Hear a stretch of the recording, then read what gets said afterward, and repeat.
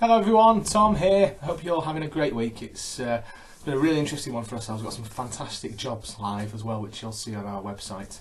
We'll post links at the bottom below. But today I wanted to have a quick chat with you, and I made a couple of notes in relation to points and mistakes candidates are making on a regular basis at interview. Big topic this. When we send a candidate to an interview, we want to make sure they are as prepped and as ready as possible to be able to overcome any barriers that might be put in front of them by the employer or even by themselves, people are their own worst enemy sometimes. And I made a few notes of them, so I'll run through them bit by bit and explain to you why. Hopefully we can help improve your interview technique and hopefully overcome some barriers that you might have faced in the past. Big one, really big one, telling lies.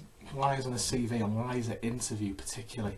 You will get tripped up, you will get caught out, and you will not survive long in a job. If you make a porky pie at an interview, then your days are pretty much numbered. If you tell somebody at interview you're fantastic at Excel, you mark yourself down as a 5 at Excel.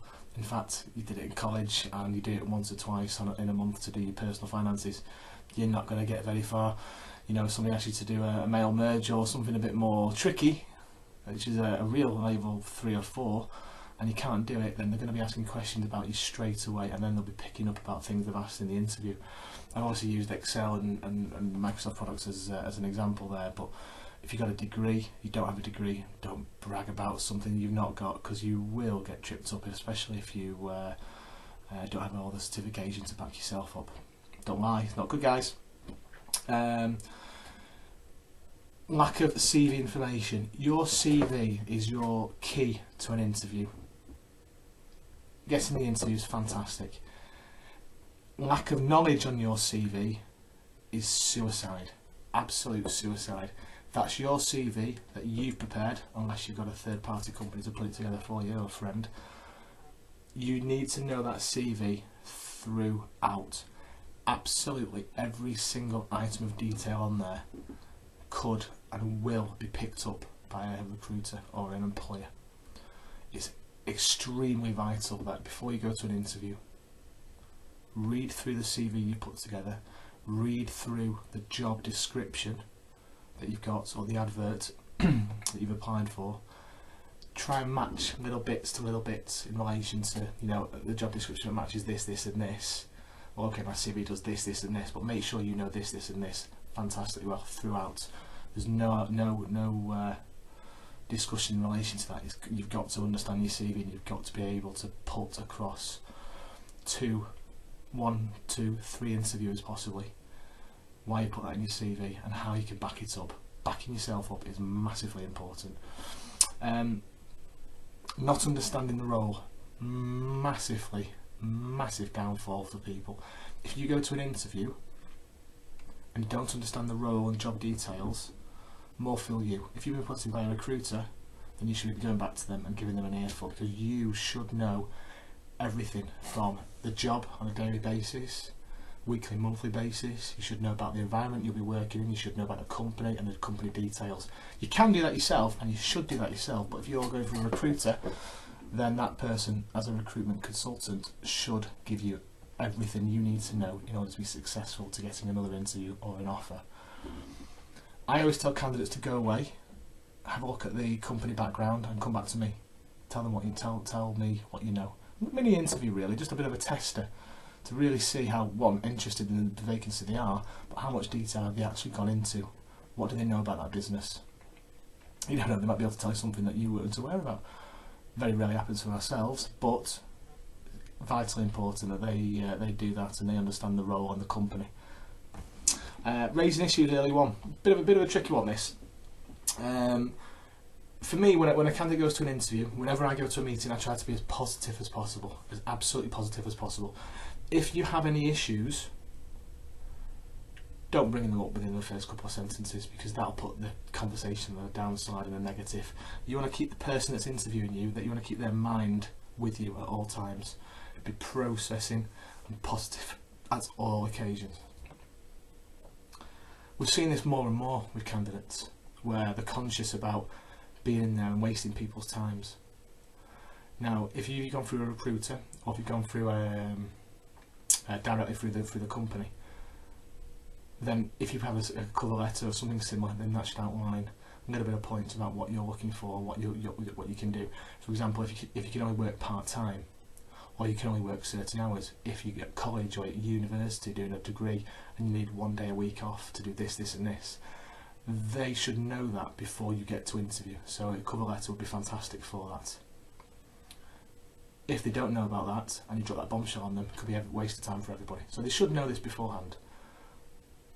But don't mention it, because obviously it's been in your cover letter, or it might have been in your CV already. So don't drop the conversation into that negative straight away. Work alongside that and hopefully they might mention it at interview. I'm going to talk about underselling and overselling now. Underselling yourself. When you're at an interview, you might not be a salesperson, you might not be, you might just be a average Joe wanting a job, but you have to sell yourself. I'm not telling you to stand on your soapbox and preach for the Almighty, but typically when a candidate goes for an interview, they should be able to sell themselves by using their own CV, like I mentioned previously, but also the experiences and examples they use. Don't put a barrier between yourself and an employer, or yourself and a recruiter. Be as positive and as enthusiastic as possible. Don't talk about, if you put yourself in a percentage of 100, if you match that job spec 50-60%, say 60%, if you match that job spec 60%, don't concentrate on the 40% you're not very good at. Concentrate on that 60% of why you'd be perfect for the job. If the 40% of the negative side that you can't do is mentioned, say, listen, I'll give 110%, I'll learn, I'll go away, be as positive as you can about it. Don't focus on it. Focus on the 60% you're really good at. That's where the success will come from. Overselling, same lines really. There's a very fine line between arrogance and confidence. I want to, when I hear from people that how positive they are and enthusiastic they are, and how good they are for a vacancy, how good they are for a job they're applying for, but know your limits. Don't overstretch that mark, and don't come across arrogant, cocky, worst thing you could possibly do. We're not perfect. Nobody in this world is perfect.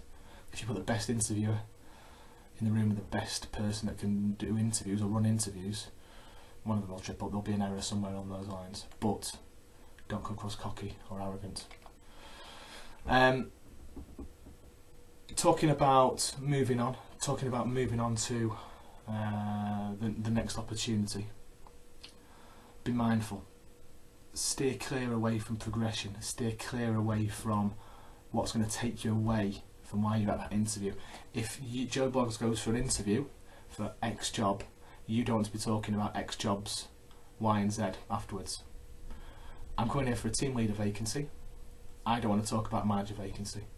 If they pick this up and they come from that, and the person that's interviewing you asks you about potential opportunities for advancement, culture it at both hands, but you're there and your mindset is purely focused on team leader. Your job is all your job there at the interview is to focus on that job you're going in for. If the company mentions to you about something else that's interests you, ask them to elaborate, ask a few more questions about it, and again, like I mentioned previously, be as positive and enthusiastic as you can. Don't lie. Very important. Also to make the company think to themselves, and why should they be looking at you if you're looking for management jobs? If you're going for the team leader job and you start the conversation with where's the progression going to, you're not going to be there very long, are you? You're going to be thinking about the management jobs. You're going to still be applying for jobs. Just a food for thought. But no, this is Tom. I hope you have a fantastic day, and if you have any questions, put it on the notes below or drop me an email, tbrunt@citizenrecruitment.com. Fantastic talking to you.